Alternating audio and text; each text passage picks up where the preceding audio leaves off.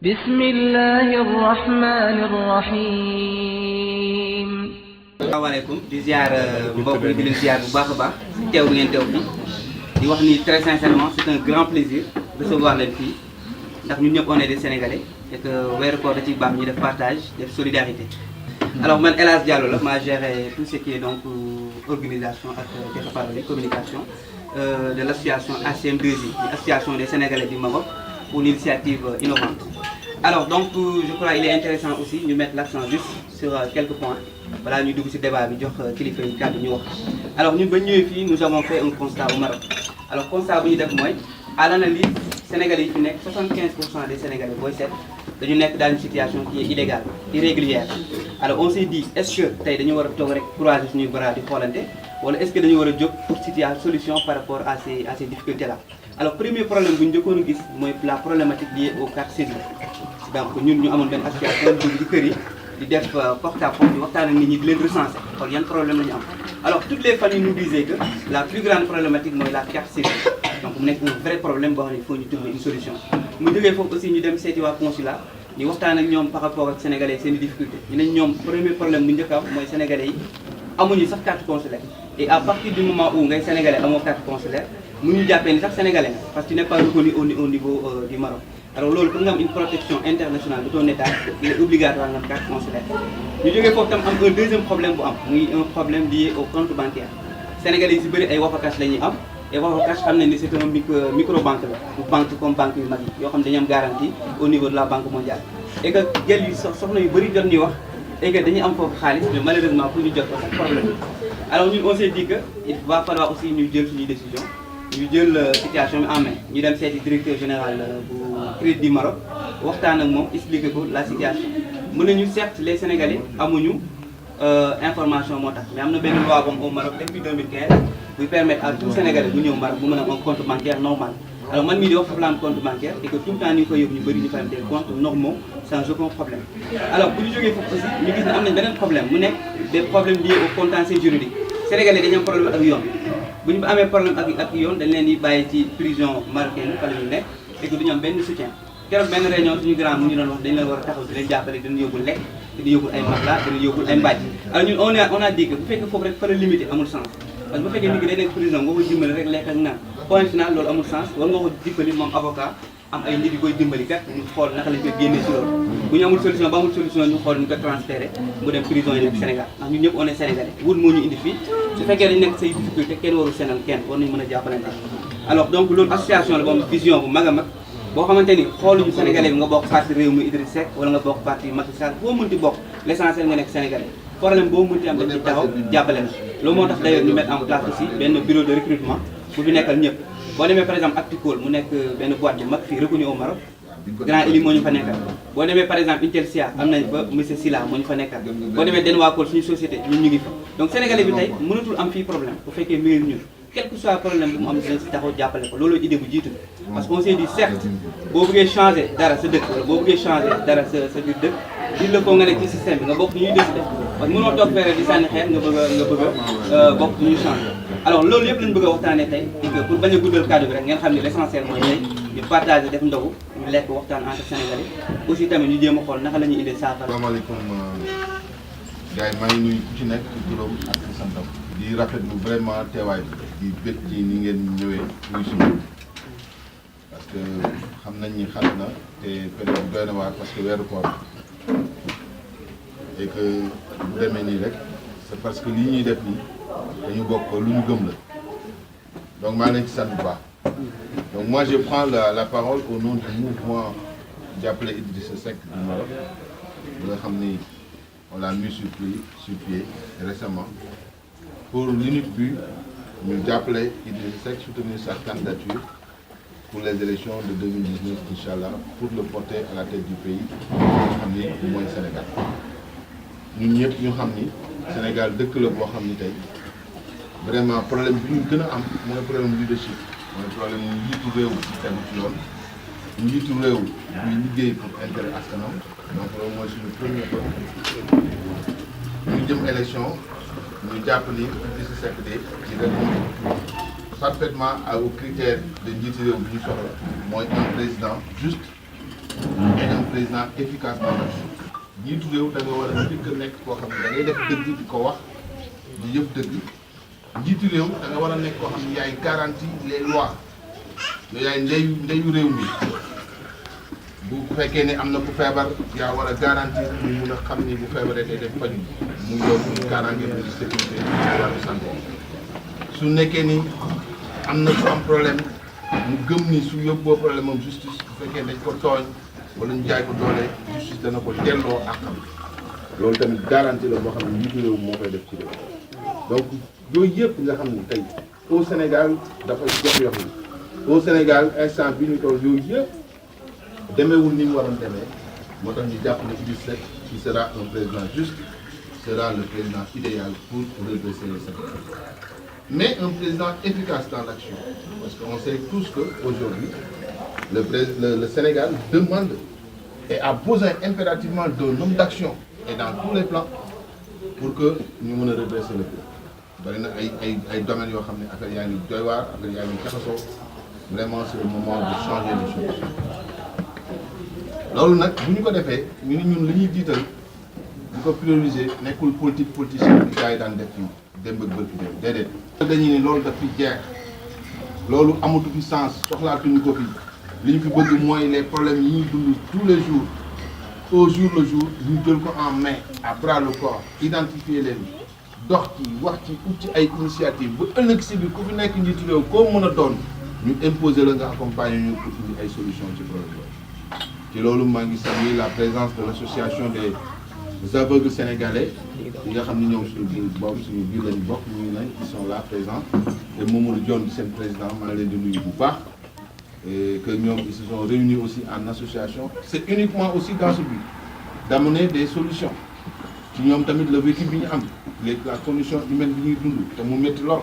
te gars yi seetaan leen ci nag te warul yooyu yëpp nag problème la ñu bëgg a changer moo tax ñu ñëw ñu décider ensemble joxante loxo bokk ndey bokk baay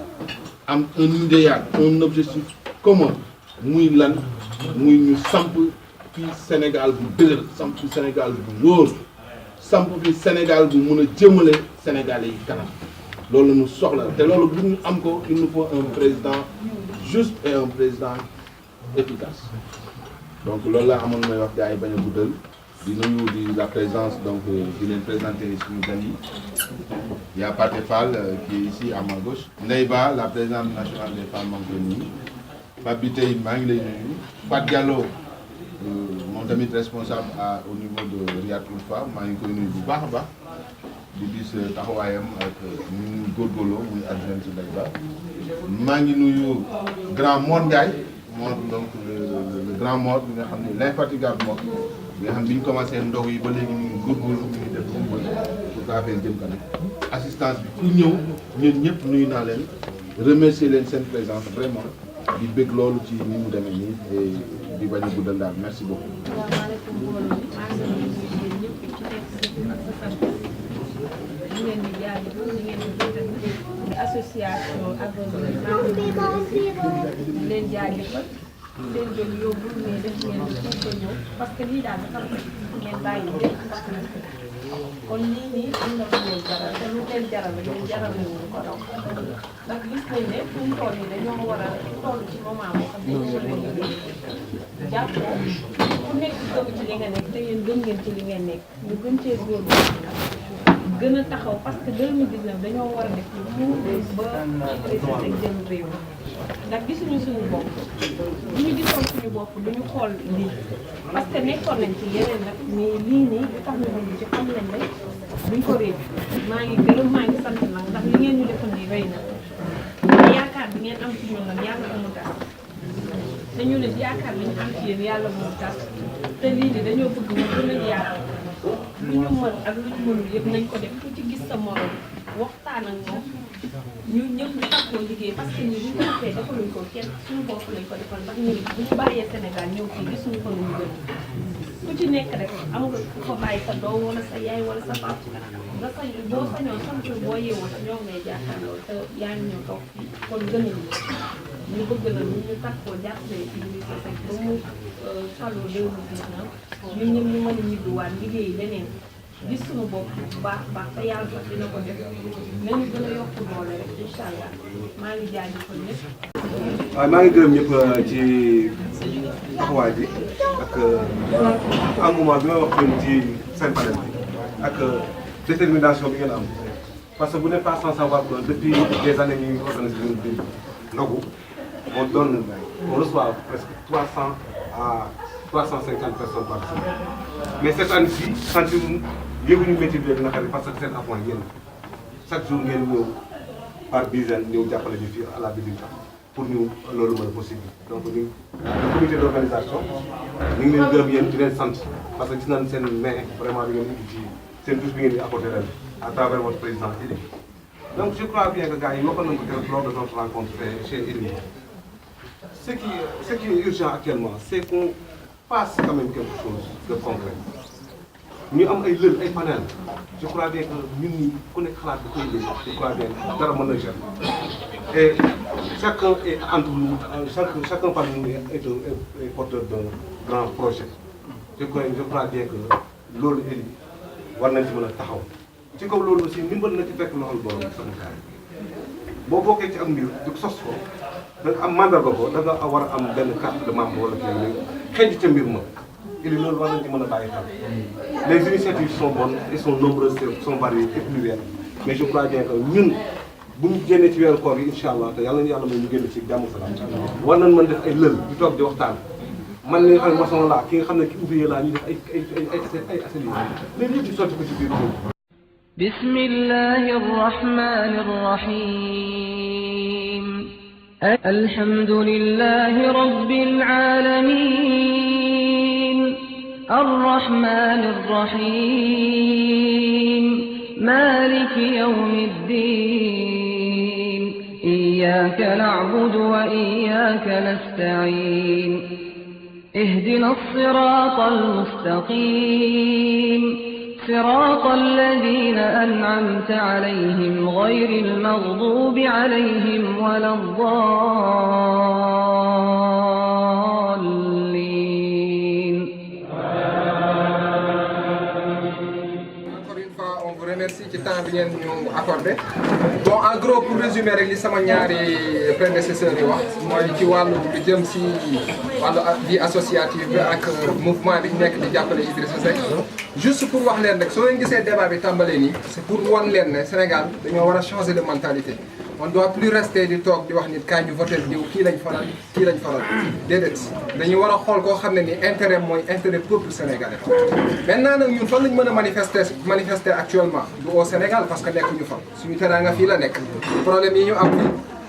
ay problème mu CNSS la ay problème mu faju la ak yeneen ak yeneen ak yeneen. Maintenant dañoo gis leader boo xam ne nii il est venu auprès de nous ñëw jege si ñu ne ñu man définiruma programme politique ne leen voilà su ma jiitee dinaa def su ma kiyee comme li daan am Sénégal loolu dafa changé amul kenn ko koy imposer fii ko koy accepter donc ci loolu ci lañ gis ne moom nee na ñun nañ ko proposer programme te ñun déjà ñu ngi woon ci ay activités créé woon nañ suñu association ñu ngi dimbale ay sénégalais am na ay sénégalais yu bëri yu feebar yoo xam ne nii ci su ginnaaw yàlla ñun ñoo leen dimbale boole ko consulte bañ faj leen opéré leen ay feebar yu même moom nañ dellu Sénégal ci jàmm donc comme que moom nag ñëw na nee na yéen a nekk Maroc définir leen seen programme définir leen seen i souhait wax leen lan ngeen bëgg man ma dugal ko ci sama programme ngir ëllëg su ma yàlla joxee pouvoir bi ma jàppale leen ci. maa leen di nuyu ku si nekk sa tur ak sa sant di rafetlu jotaay bi lii rek mooy wane ne ñun bëgg nañ li ñuy def te gëm nañ li ñuy def man nag fi may rebondir rek mooy problème yi mu nekk di souligner li gars yi doon souligner actuellement fii au Maroc. comme ni ngeen ko xamee actuellement sénégalais yi liggéey ci centre d'appel ñu ngi gonfler tey jii di cotiser pour retraité marocain bi parce que tey jii képp ku ci nekk yaa ngi ci centre d'appel am na lu la sa patron di daggal am na yow yoo xam ne dañ la koy dagg te loolu boo retraité wala boo demee ba liggéey ba nga pare ci liggéey normalement da nga ci war a bénéficier wu. tey bu ñu xoolee ñii ñu ngi naan 5000 ñii naan 10 000 yoo xam ne ëpp nañ ko je pense ñuy nekk di liggéey ci centre d'appel chaque weer imaginer ku nekk buñ ci daggee à peu près 500 dirhams nga calcule que ñaata lay doon ci keesu comment dirais-je caisse sécurité sociale bu marocain alors que yow boo paree liggéey fii ba retraité ba ñibbi amul dara lu lay topp yow xam nga loolu injustice bu toll noonu kenn mënu ko naatable li problème principal actuellement lu ñu war a résoudre loolu la te man maa ngi doon dox jéego ak éli ñu bëgg a créer benn comité boo xam ne day regrouper ñëpp ñuy liggéey centre d'appel def benn jour boo xam ne jour séminaire lay doon nit ñi daje ci ñu dégager problème yi réel yi def ko tënk ko ci benn document en même temps ñu recenser ñëpp ñuy liggéey centre d'appel def ko ci benn fichier ñu mën ko yóbbu Sénégal dem négocier dem waxtaani bi ak kilifa sénégalais yi waxtaan ak nu ñu koy waxati ñi yor IPRES Sénégal comme ñu mën a def comme ni France def ak Sénégal parce que actuellement am na France ak Sénégal tey jii boo nekkee France di liggéey boo retraité boo ñibbee sa retraite da lay fekk Sénégal même boo arrêté âge boo arrêté boo retraité da lay fekk Sénégal mais tey jii fii am si convention boobu duñ koy xool duñ koy élargir peut-être bëgg naa si même sama jigéen tabara xam naa xarañ na ci côté centre d'appel yi ak ñoom paate ñu mën a organiser wu benn séminaire bu ñu def boo xam ne ñëpp dinañ ci daje waxtaan ci répertorier lépp après mën ci dox beneen bi ci nekk mooy ku si nekk fii yaa andi sa bopp je pense jënd billet boo jëndee billet ñëw si dëkk ñu ne la Maroc ak Sénégal ay frères la tey jii marocain bu demee Sénégal pour mu am carte séjour même facture kër ndoxam ak courant bi muy fay bu ko yóbboo ñu defal ko carte séjour mais ñun fii on a des difficultés te dafa dem ba dafa jéggi dayoo tey sénégalais bu ñëw Maroc normalement passeport am la war a déposer pour liggéey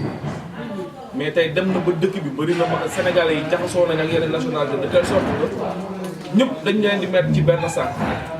ñàkk peut-être méconnaissance moo tax ñoom ñu koy def wax tey ji koo ci dem wax convention Sénégal Maroc xamu ko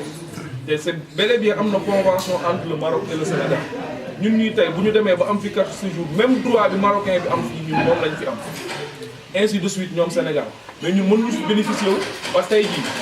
nee nañ buur bi day maye këyit yaa ngi dégg te buur bi maye na officiellement mais tey boo demee di ko uti ji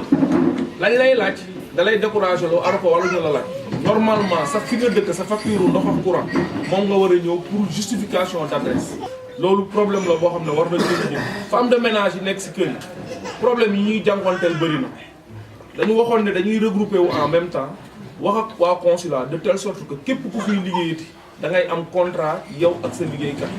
parce que tey jii naar bi mën na la wax jël naa la pour lii ak lii ak lii nga dem ba ci biir mu génneel la yeneen doo mën riposter amoo kenn ku lay riposter par contre s'il y a un contrat boo xam ne consulat daf koy viser parce que doon nañ ci waxtaan ak le consul que moom mu viser ko bu ko defee moom day am benn liggéeykat bi am benn ki ko di li jël am benn de telle sorte que li ñu tënk ci contrat bi loolu dañ koy respecter et ëllëg si biir bu fay jógee tamit du am problème comme bu ko defee ñu mën leen protéger ñoom tamit ci côté social bi loolu laa gën a am lu ma ciy wax et côté politique bi mooy tey bu ñu xoolee situation bi ñu toll nii jot na ñun ñu révolté wu ñu jóg parce que bu ñu jógul bu baax gis ngeen Sénégal lépp li fa xew xam ngeen ko yéen Maroc gis ngeen fii li ngeen di dund tey jii financement yi ñu waxoon indi nañ ko bi ñu ko ëndee anarchie moo si am nañ ko sañ a wax tamit te dee xaalis bi ñu jot a dugal sax ne nit ñi remboursé nañ kenn gisu ko kenn tegu ko bëri donc ñun ça veut dire que on est laissé en rade benn 100 millions lañ fi indi di ko séddale ku nekk 1000 dirham wala 1500 dirham xam nga loolu avancé wul dëkk pendant ce temps ñun ñu ngi gis ci télé yi xaalis bu bëri bi ñuy yàq te ñun ñu nekk bitim réew Sénégal lañ bokk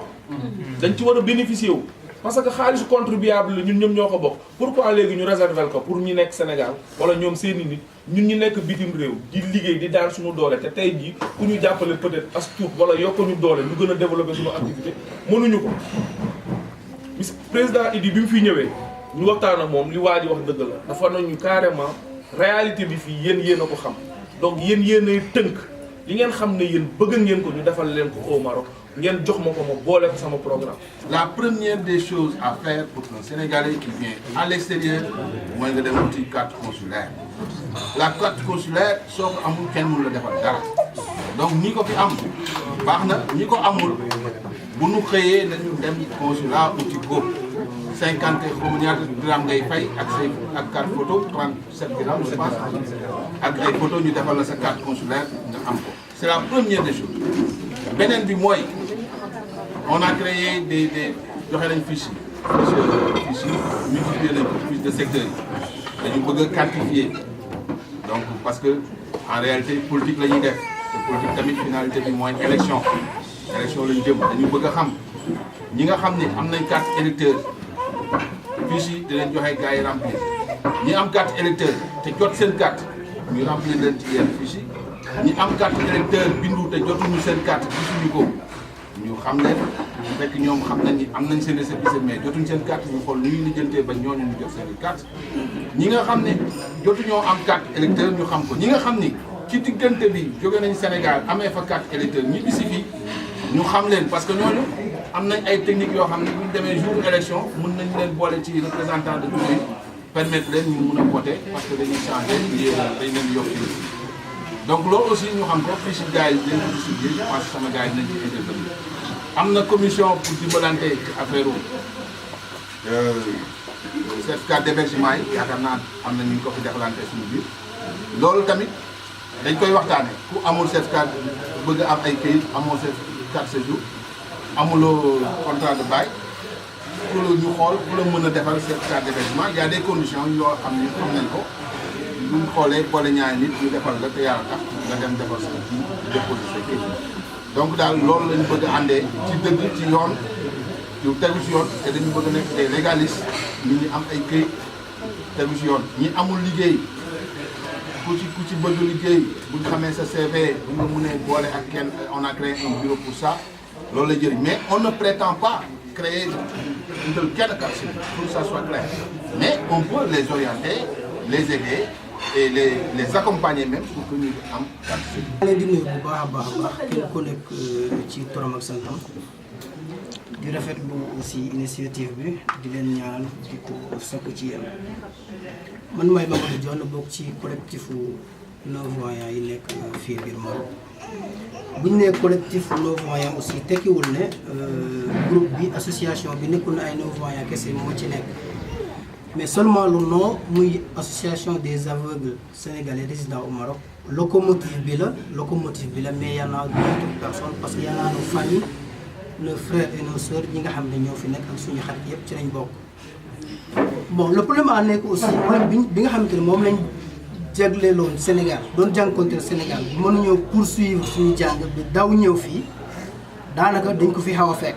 parce que ñun 6 lañ fii 6 yi fi nekk ñëpp 4 yi ont déjà eu leur diplôme mais ñemoo ñoo ñibbi Sénégal parce que xam nañ lañ fay fekk les deux ñu ngi en cours de formation c'est pas encourageant vraiment te bëgg ñëw si li tax ñu daw Sénégal ñëw fii ndax manque de considération mënuñu faa liggéey ñu daw ñëw fii bëggoon nañ aussi ñi nga xam ne taxawul nañu bu baax a baax ci wàllu orientation jàppale ñu gën ñoo pousser pour ñu réussir suñu dund ci anam yi nga xamante ne anam yu nawloo la ci anam yi nga xamante ne anam yu rafetlu la dégg naa fi ngeen di wax ay waxu séminaire ainsi de suite pourquoi pas ñun ñu admis ci séminaire yooyu pourquoi pas ñun séminaire yi nga xam ne ñooy sarti woon ñi nga xam ne ñoo nekk ci centre d'appel ñun ñi koo ñu ci yóbbuwoon ci centre d'appel bu defee démonstration keroog dañ ko maintenir. bon di remercier bu baax yéen ñëpp di remercier grand Eli daanaka moom laa fi xaw a ràññee bu baax a baax di ko remercier bu baax a baax taxawaayam ci ñun gis nañ ko bu baax a baax buñ ci amoon 2 ou 3 ñu mel ni ñoom kon daanaka dootuñ manqué dara fii Maroc kon daanaka suñu condition yi dinañ kan améliorer bu baax a baax. di ñaanal aussi le président Idrissa Seck mi nga xamante ne comme ni ma ko waxee woon ca njëlbeen boo xam na dont le Sénégal souffre man à mon avis man xam naa ne xam na ko te njortu naa ne incha allah bu ko yàlla tegee ci boppu réew mi dina doon koo xam ne dina ci indi bu baax a baax ay solution dina indi thérapie bi di ko ci ñaanal bu baax a baax di leen remercier bu baax di jégalu aussi ci yéen vous êtes admis d'office avec votre handicap pour mën a am carte séjour donc ñi nga xam ni si yéen amuñ carte séjour Khalifa yow mi nga xam ne yaa yor administration seen association na nga def la liste des gens nga def la situation après nga approché moom mu boole la ak Pape bi tey ngeen xool ngeen di joxee ci loolu jëm ci loolu pour ci ay solution wax nga dëgg affaire liggéey bi ngeen def centre d'appel waxtaan nañ ci ak gars yi ñu ngi koy xalaat ñu ngi xalaat jéem a xool ñu organiser benn séminaire pour ngeen permettre ngeen am un contact def ay démonstration dinañ ci gën a dox ay waar da di rek àdduna ay nit bu ñu jógee di def surtout contexte bi ñu nekk nga xam c'est un contexte très difficile parce que lii ñu def nii yëpp ne leen ni ñun dañuy jóg ko daanu rek de kenn fekk ñu ci mais conviction bi ak bëgg-bëgg bi rek moo ñu yóbbu loolu nag nañ ko ànd nañ bokk pas-pas nañu bokk pas-pas te bu ñu góorgóorloo li yàlla wax rek dana am mbooloo bu ñu àndee bokk jëmu bokk pas-pas góorgóorlu suñu borom moo leen di yokk doole waaw te doole yàlla rek la ñuy ñaan kii ñuy jàppale di Idrissa Seck dañoo xam ni gëm-gëm yi ñu am rek la am te ni ko Pape bi tey waxee léegi c'est très clair ñun ñii ay borom fulla lañ ay borom fayda duñu ay xale yu ndaw duñu ay gone te nekkuñ ci ay caaxaan bis bu ñu demee ba jàppale ko ba jàll jox ko réew mi lu leer a leer la ñuy teg ak moom ci table bi bu soobee yàlla bu soobee yàlla dina def ay jéego yu baax yu jëm ci ñun pour jéem a changer les choses nañu jàpp nañu góorgóorlu il est temps que ñun ñu jël à bras les mains suñu ay problèmes pour changer les choses et la première des choses à faire c'est changer comme je l'ai dit tout à l'heure le président de la République. On n'a pas besoin d'un président dormeur, on a besoin d'un président juste et efficace surtout dans l'action parce qu'il y a trop d'actions à faire. Il y a beaucoup de problèmes gars il y a beaucoup de problèmes yàlla xam na ko léegi nag ba kañ nag la ñuy topp politique politicienne il faut que ñu taxaw nag ñu jéem nag ñu am fulla am fayda ñun ñoo mën a changer les choses ñoo yor suñuy ay carte électeur ñooy fal ku ñu neex Idrissa Seck moo ñu doy nañ leen organiser wu def en masse renverser la tendance Maroc bii li ñu bëgg mooy 100% pour Idrissa Seck en 2019 bu ñu paree nag tegal ko taatu suñu ay problème et il peut les faire parce que moom nitu conviction la te nii mu def ak ñun kenn mosu ko def candidat buy dem élection ñëw ni leen wax leen ma seeni problème ma boole ko sama programme pour bu ma yàlla mayee rek moom mun ko jël en charge kooku moom vraiment rafet nañ ci moom kon nañu góorgóorlu rek yàlla dinañu dimbali donc bu ngeen jógee Khalifa organiser loolu xamal ñaata nit ci yéen ñoo amul carte dinaa la boole nga woo ma jox la numéro Pape Biteye Pape Biteye est quelqu'un de très disponible et il connaît très bien les démarches à faire et Inch'Allah bu ñu kiyee rek yàlla dinañ ci may jàmm merci beaucoup. man sama li may wax mooy ñun anti ñun ñoo war a jàppalante man loolu laa gis man 2010 ba léegi maa ngi fi xam naa ko yàlla mais man sam personnellement am na ñoo xamante ne comme ni ngeen ko waxee si carte séjour bi kenn mënu fi mu taw kenn carte mais war nañ mën a dimbalante pourquoi pas man ma mën a defaral koo xamante ne amul contrat de bail mu ñëw ma defaral ko sama papier mu déposé man depuis 2010 ba léegi maa ngi Moustapha mënuma wax ñaata doomu aadama laa defaral dama ko def nag te yàlla rek tax waxuma ko pour ñu xam mais dama ko wax pour ñëpp def ko parce que ñoo war a jàppalante mais ñun ñoo war a booloo pour ñu am doole parce que bu ñu booloowul jàppalante wuñu dimbale wuñu duñu dem fenn idi bi ñun gunge boo ko jàppale ko si réew ñun nii bu ñu xol yi àndul jikko yi àndul ñu rafetal lépp def ko yàlla tax parce que lépp loo def ko yàlla tax dara du def nañu def ko yàlla tax ànd ko yàlla tax kenn ku mën a dimbale sa morom dimbale ko te yàlla tax avant chauffeur aéroport ñoo am nañ problème aéroport dañ fay rencontrer ay problème ak naar yi dañ leen fay dóor di leen buntu xatal bon man dama koy wax à chaque fois dama naan ñun la moo tax Sénégal ñun yar bi ñuy jox mu wuteeg naar yi ñun fii ñoom bu ñu nekkee mu ci Sénégal dañ leen respecté contrairement ñun fii jox ñu suñu gëdd quoi comme ni ko grand Idi waxee ak suñu grand Beleto bon loolu noonu bëggoon naa tamit ci programme yi ñu boole ko ci quoi waaw bon loolu daa am benn chauffeur aéroport bu fi nekk mu ni woon ma ñëw yeggali ko fii bon comme ñoom it ñu boole leen ci programme bi beneen touche bi mooy man grand Idi man su ma demee ba jàppale Idi bon wala boog fii ñu bëri yow yaa tam quoi ñun gis nañ sa gestion managériale comme ni ko Fayol di waxee rek c'est l'art de faire travailler les autres ni ngay doxalee moo ñu neex toog nañ fi ay jamono ñëwuñu mais dañuy rus sax dañu am gàcce bu ñu toogee réunion ñëwuñu dañuy am gàcce ndax dañoo gis yow ñu ngi jàppalee Sénégal yi dugul dara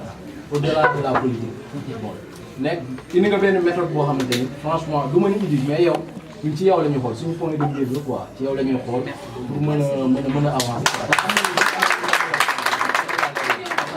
Alors, je les remercie infiniment, je remercie Waoufa, qui est déplacé au défi, Vassili Maro.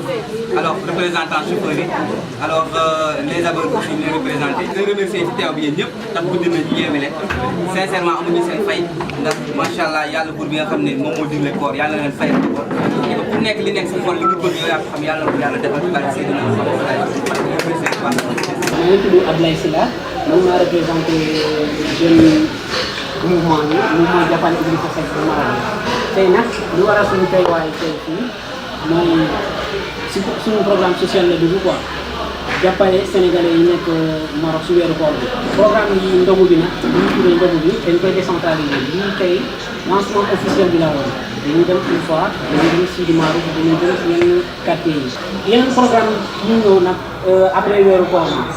bi incha allah après weeru koor bi programme yi ñëw mooy programme jeunesse bi ñun si loolu la ñu gën a activé sur même dañuy mën ay séminaire daje def ay mémorandum yu ñu jëbbal kilifay Sénégal. Idrissa Seck moom la ñuy jàppale pourquoi ñi koy jàppale parce que dafa ñëw fekk si ñu gis suñuy problème mais moom jéemoon jigéen ñu leen li ñuy wax def nañu yéen a nekk Maroc yéen a xam réalité Maroc posé leen ma seen i problème ma dugal ko ci sama programme ginnaaw boobu moom moo ñu ko proposé ñu saytu def ay réunion waxtaan suñu biir mu doy ñu bi mu doyee nag ci la ñuy fas yéene si tale suñu programme jébbal ko mu def ko ci programme ci ëllëg si biir bu ko yàlla joxee mu yor ñu si wóor bi ñun ñu mën a gis suñu bopp ci réew ñëpp ñëw recensé donc tey am na solo parce que lu tax ñu nekk mooy pour l'intérêt du Sénégal. les jeunes sincèrement ñun ñoo mën a apporter comment dirais-je une solution par rapport à ça.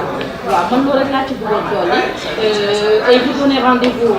dimanche prochain Sidi Maroc dimanche bu ci topp c'est-à-dire le 3 à Dar Salam donc dimanche bu ci toppaat aussi Rahma donc ak avant fin weeru koor bi ñun jigéen ñi surtout dañuy def benn conférence léegi loolu mooy suñu programme pour le moment ba weeru koor bi jeex après on va se revoir merci beaucoup.